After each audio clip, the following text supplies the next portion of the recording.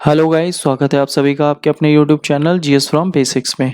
और आज हम लेके आए हैं डेली करंट अफेयर 4 अगस्त 2022 के सभी इम्पोर्टेंट क्वेश्चन। और साथ ही हम बात करेंगे इनके इम्पोर्टेंट फैक्ट्स के बारे में भी। तो चलिए गाइस, शुरू करते हैं हमारी आज की वीडियो। तो आज का हमारा पहला फर्स्ट क्वेश्चन है, 2 अगस्त 2022 को संस्कृति मंत्रालय ने किसकी 146वीं जयंती के अवसर पर तिरंगा उत्सव का आयोजन किया है? तो किसकी जयंती पर? पिंगली वेंकैया। और पिंगली वेंकैया कौन थे? पिंगली वेंकैया जो हमारा राष्ट्रीय ध्वज है, इसके डिजाइनर थे, जो इन्होंने डिजाइन किया था पिंगली वेंकैया ने। और हमारे राष्ट्रीय ध्वज को कब अपनाया गया? हमारे राष्ट्रीय ध्वज को 22 जुलाई 1947 को अपनाया गया था। और इसीलिए जो हमारा झंडा दिवस भी मनाते हैं वो कब मनाते हैं? 22 जुलाई को। साथ ही अगर हम राष्ट्रगान और राष्ट्रगीत की बात करें तो उन्हें 24 जनवरी 1950 को अपनाया गया था। ये भी आपको याद रखना है। नेक्स्ट है हमारा अगला क्वेश्चन, हाल ही में केंद्र सरकार ने देश में मंकी पॉक्स की स्थिति की निगरानी के लिए किसकी अध्यक्षता में एक टास्क फोर्स का गठन किया है? तो ये जो बनी है, ये बनी है डॉक्टर वीके पाल की अध्यक्षता में। और डॉक्टर वीके पाल जो हैं, ये नीति आयोग के ही एक सदस्य हैं और इन्हीं की अध्यक्षता में एक नई टास्क फोर्स का गठन किया गया है मंकी पॉक्स के लिए। क्योंकि मंकी पॉक्स इस समय खतरनाक बीमारी चल रही है और ये एक जूनोटिक बीमारी है जो जानवरों से इंसानों में फैलती है। और ये प्रमुख रूप से नाइजीरिया की बीमारी थी जो अब भारत में भी फैल रही है।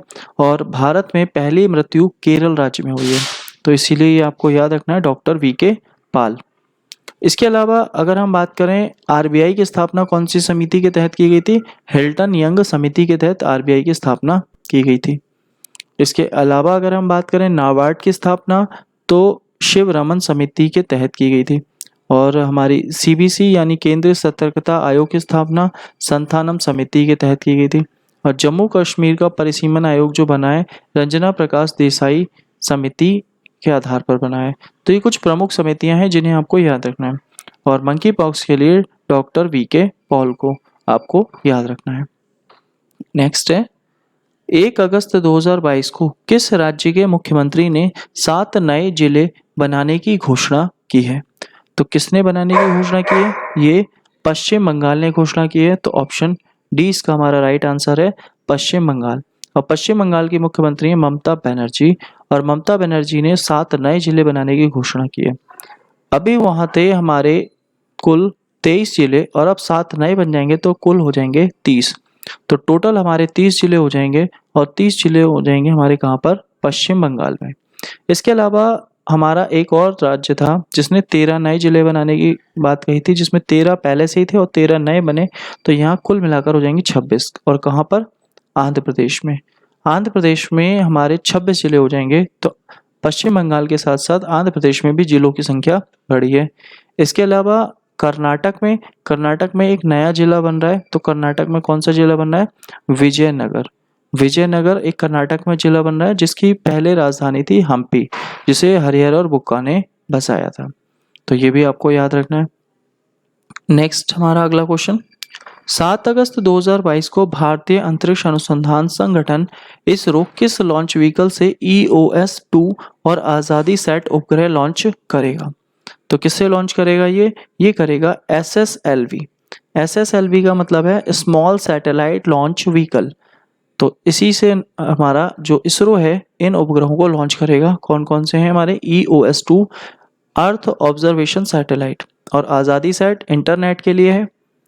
अब P की बात करें तो पोलर सैटेलाइट व्हीकल होता है, और G की बात करें तो जियो सिंक्रोनस सैटेलाइट लॉन्च व्हीकल। और एरियन 5 भी हमारा कोरू से लॉन्च किया गया था, कोरू फ्रेंच गुआना से लॉन्च किया गया था। और इससे जो हमारा सैटेलाइट भेजा गया था उसको लीज पर दिया गया है टाटा को, जो डायरेक्ट टू होम में यूज करेगा। नेक्स्ट है हमारा अगला क्वेश्चन, 1 अगस्त 2022 को किसने पत्र सूचना कार्यालय PIB के प्रधान महानिदेशक का पदभार ग्रहण किया है? तो किसने ग्रहण किया है? तो ये भी आपको याद रखना है। इसमें हमारी अगर बात आती है तो ये किया है सौरभ तिवारी ने। तो ऑप्शन इसमें अगर देखा जाए ऑप्शन डी हो गया इसका आंसर, सौरभ तिवारी। और नेक्स्ट है, अगर हम इसी में बात करें कि अगर देखा जाए इसकी PIB पीआईबी की स्थापना कब हुई? तो इसकी स्थापना 1919 में हुई थी। और इसके अलावा अगर हम बात करें, इसके जो पहले अध्यक्ष बने थे, पहले भारतीय अध्यक्ष बने थे 1941 में नटराजन। तो उनका नाम भी आपको याद रखना है। नेक्स्ट है हमारा अगला क्वेश्चन। 2 अगस्त 2022 को केंद्रीय मंत्री हरदीप सिंह पुरी ने कहां पर चौथे ओएनजीसी पैरा खेल 2022 का उद्घाटन किया है? तो कहाँ किया है? नई दिल्ली में किया है। और बात हमारी ओएनजीसी की आती है, तो ओएनजीसी की पहली महिला अध्यक्ष बनी है कौन? महानिदेशक जो है, तो वो है अलका मित्तल। तो अलका मित्तल का नाम भी आपको याद रखना है, जो ओएनजीसी की नई चेयरमैन है, और ये पहली महिला चेयरमैन है। इसके अलावा कुछ प्रमुख महिलाओं में जैसे आपको नाम याद रखना है, Dhriti Banerjee geological survey of India की हैं, सेबी की हैं माधवीपुरी बुच, इनके नाम भी आपको याद रखने हैं। नेक्स्ट है हमारा अगला क्वेश्चन। प्रतिवर्ष दुनिया भर में विश्व स्तनपान सप्ताह का आयोजन कब किया जाता है? तो अगस्त के फर्स्ट वीक में मनाया जाता है विश्व स्तनपान सप्ताह, यानी 1 अगस्त से 7 अगस्त। तो इसका आंसर हो गया ऑप्शन ए, 1 अगस्त से 7 अगस्त। ये इसलिए मनाया जा रहा है ताकि जो नवजात शिशु हैं उन्हें माँ का दूध उपलब्ध हो, इसीलिए विश्व स्तनपान सप्ताह मनाया जा रहा है। क्योंकि जो माँ का दूध होता है वो बच्चे के लिए सबसे ज़्यादा फायदेमंद होता है, इसीलिए इसको मनाया जा रहा है विश्व स्तनपान सप्ताह को। नेक्स्ट है, हाल ही में किसने उत्तरी अटलांटिक महासागर में भारत और फ्रांस के समुद्री साझेदारी सैन्य अभ्यास MPX में हिस्सा लिया?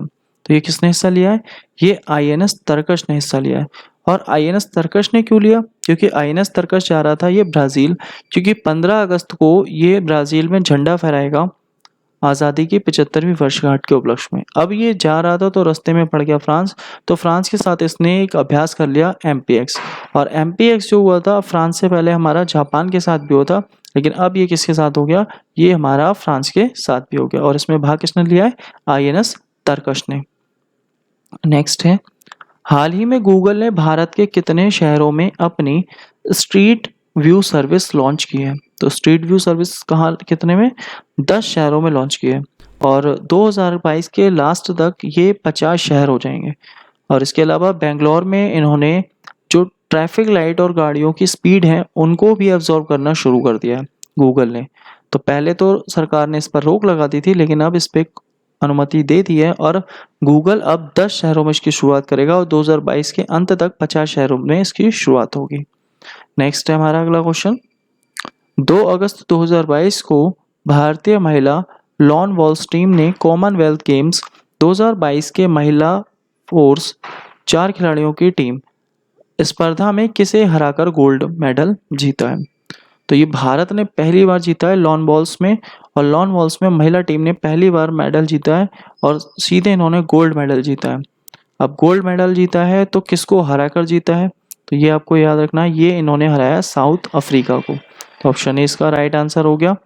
और भारत ने इन्हें 17-10 से हराया है और पहली बार भारत जीता है और पहली बार इसमें गोल्ड लेके आया है। और ये जो लॉन बॉल्स है ये स्कॉटलैंड का एक खेल है। और अगर हम बात करें साउथ अफ्रीका की, तो साउथ अफ्रीका में जो घास के मैदान पाए जाते हैं वो पाए जाते हैं बेल्ट मिलते हैं हमारे साउथ अफ्रीका में। हमारी लास्ट वीडियो का क्वेश्चन, हाल ही में भारतीय नौसेना ने किस देश से 2 MS-60 रोमियो मल्टीपर्पज हेलीकॉप्टर प्राप्त किए हैं? तो अमेरिका से प्राप्त किए हैं। और हमारा आज का सवाल है, चर्चा में रही द लाइट वी कैरी नामक पुस्तक के लेखक कौन है?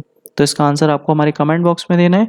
साथ ही आज की PDF फाइल आप हमारे टेलीग्राम ग्रुप, व्हाट्सएप ग्रुप या डिस्क्रिप्शन बॉक्स में लिंक दिया हुआ है, आप वहां से भी डाउनलोड कर सकते हैं। और गाइस, वीडियो अच्छी लगी हो तो प्लीज़ वीडियो को लाइक करें, शेयर करें, कमेंट करें और चैनल को सब्सक्राइब करें। Thank you guys.